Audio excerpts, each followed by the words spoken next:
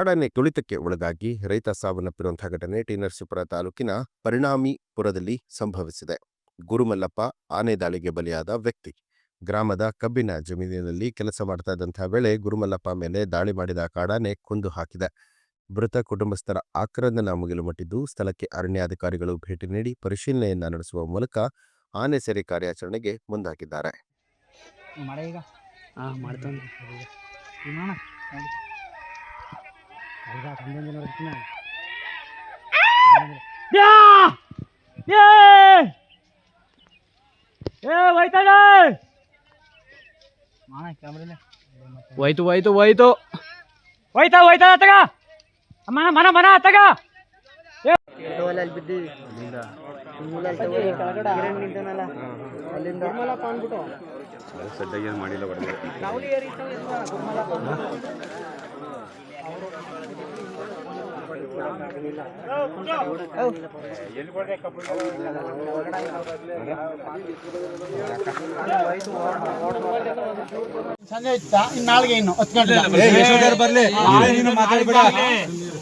ಬರ್ಲಿ ಬಿಡಿ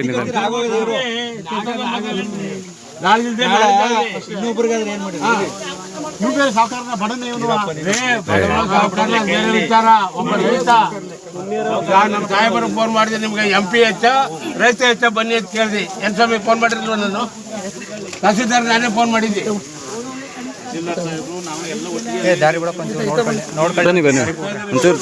ನಮ್ಮ ಟೀಮ್ ಎಲ್ಲ ಬರೋವರು ಬಾಡಿ ಎತ್ತಕ್ಕಾಗಲ್ಲ, ಮುಂದಿನ ಕಾರ್ಯಕ್ರಮ ನೋಡಿ. ಅವ್ರ ಹೆಸರು